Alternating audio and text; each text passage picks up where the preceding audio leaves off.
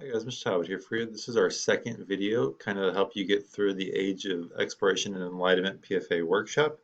This is one of the trickier PFAs of the year, and that's why we kind of have the two videos here. One of the things that makes it tricky is the two topics kind of don't align. Because in Age of Exploration, we talk about, Europeans are going out and they're exploring, and they kind of become the most powerful player in the world, and they're going to use that power to exploit resources, exploit indigenous populations, and kind of essentially become more oppressive forms of rulers there.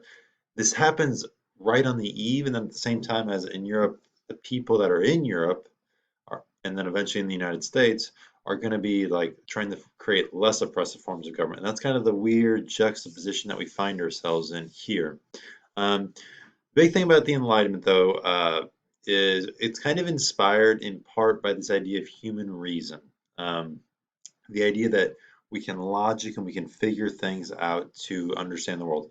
Prior to this, the world was just the way it was because either that's the way God set it up, or because, evil demons and witches made it be this way or something, okay? Instead, the scientific revolution, things like experimenting, logic, um, evidence is going to become more important. And a fundamental part of that is because as we see the scientific revolution starts to improve society, we can use those same ideas to make our governments better. We can experiment with different forms of government. We can look at different variables and try different things out, okay? There's a natural order to the way the world works. We can figure out those rules and those natural laws. Well, there's natural things that should be true for all human beings, and there's natural things that governments should do, and if they're not, they're acting in an unnatural way, that's a problem. So big new ideas that are to keep in that natural way. Governments and society are supposed to benefit the people, and then government can be improved. Now, the big challenge of the Enlightenment is who's considered the people.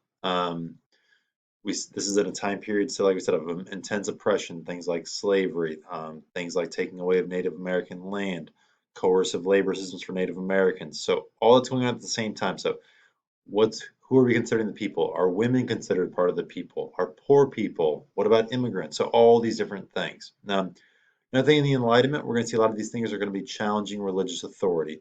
This doesn't necessarily mean they're anti-religion. They just don't think religion and government go together. We should have that separation of church and state that we're pretty used to in the United States. Brand new revolutionary idea. This is coming out of the Reformation in Europe, where religion was everything to these governments. And so now we're saying, no, we should actually be separating that.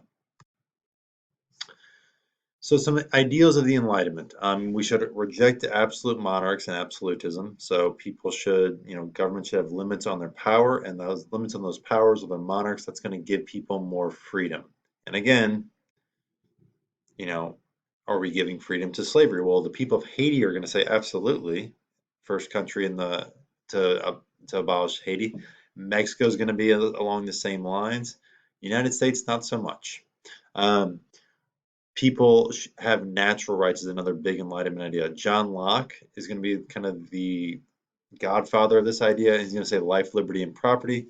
Thomas Jefferson's going to kind of rip him off and make it life, liberty, and the pursuit of happiness.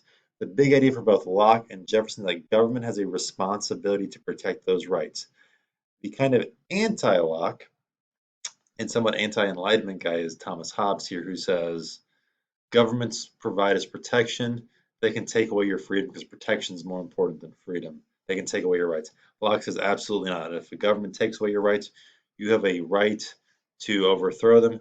Jefferson will go further again and say you have an obligation to overthrow them.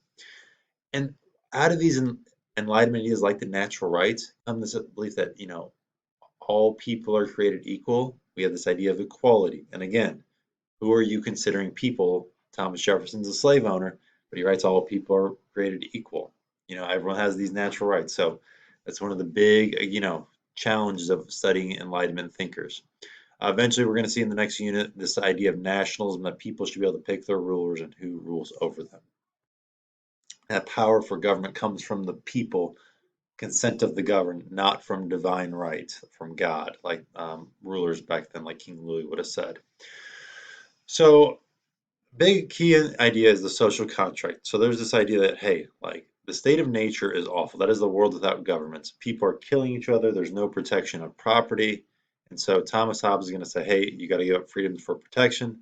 Locke says, yeah, you do give up some rights, some freedom, but um, they still got to keep your big natural rights in line. That's Rousseau. He's going to be like, you got social freedom and natural freedom. Social freedom is better because there's more you can do. You'll live longer. Those kind of things. So what are the big effects of the Enlightenment? Democracy and republicanism is going to become the new forms of government. We're going to see republics formed in France and in the United States. People are going to be voting on leaders. In Britain, they're going to keep their monarch, but they're going to put limits on him, and the democratically elected parliament's going to get more power.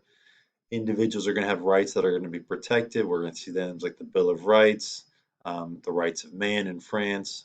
So a lot of these absolute monarchs are going to be, kind of evolve or die. We're going to see in England, we're going to see the monarchs going to adapt.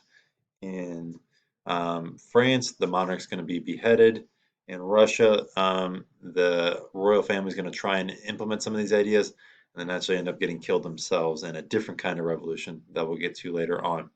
But a big thing here for the Enlightenment, societies are going to keep trying to improve. They're going to keep trying to have this idea of progress, and that's a huge change in world history.